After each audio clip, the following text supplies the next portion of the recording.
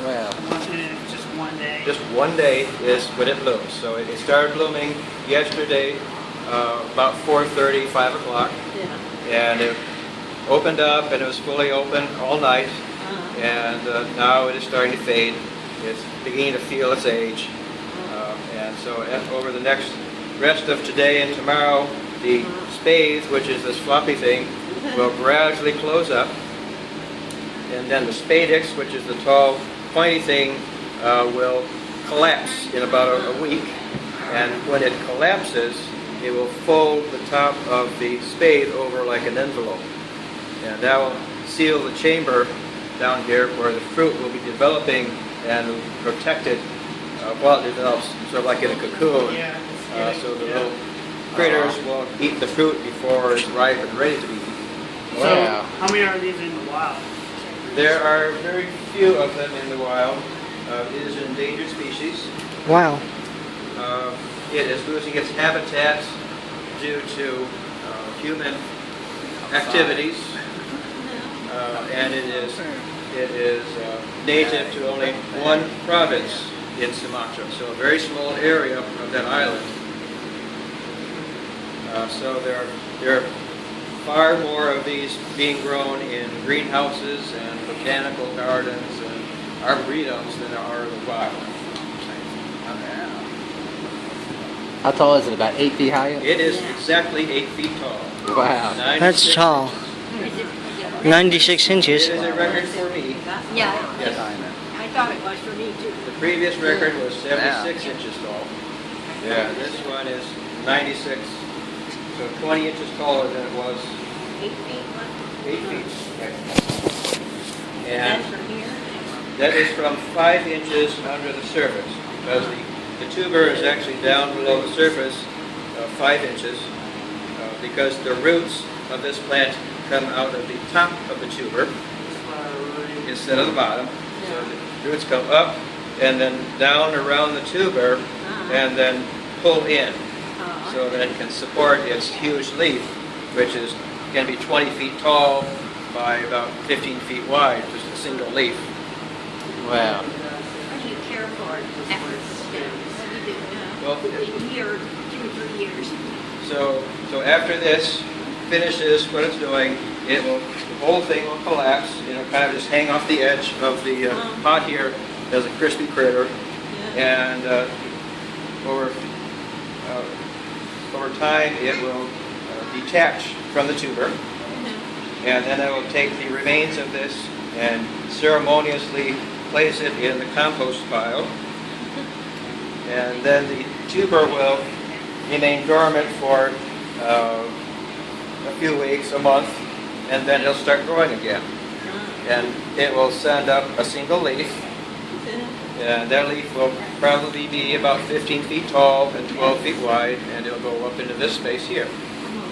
So that leaf will then stay up for about a year and a half, and then that giant leaf will collapse and die back, and it'll go dormant for another 4 months, thinking about what it's going to do next.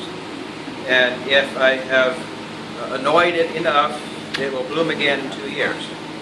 But if I have not annoyed it enough, it will send up another leaf, saying, well, I'm happy growing here, I'll go another 2 years and grow the tuber bigger.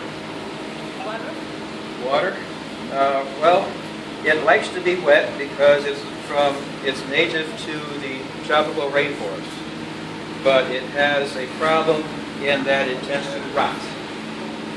So they are very sensitive to being too wet. So as a result, I do not overwater it.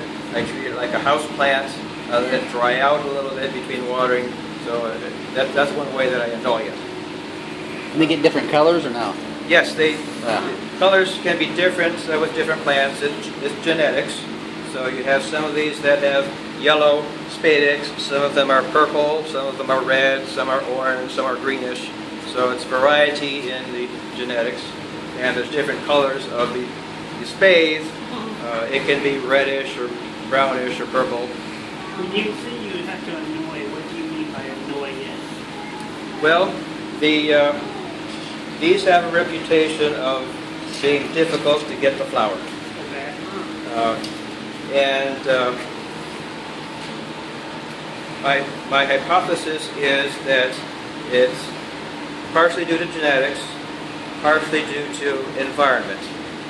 So if you treat these perfectly, you give them perfect soil, perfect water, perfect fertilizer, perfect light, the container where it can grow its roots forever, and then it is very happy growing there, and it will just keep growing there and keep sending up a leaf and say, yeah, I'm happy, and eventually you'll end up with a 200-pound tuber and a very big leaf, and at that time it decides, well, I've got 200 pounds of energy here, I might as well do something with it. I'm getting kind of big, and so it blooms and it sends up a huge inflorescence that's 11 feet tall by 5 feet wide, and then spends all the energy in its tuber developing fruit. And so after a bunch of these got given to universities and greenhouses that didn't give it perfect conditions, in other words, we put it in little pots, and it didn't like being in little pots, and we would forget to water it, and we really wouldn't fertilize it like it really wanted to be.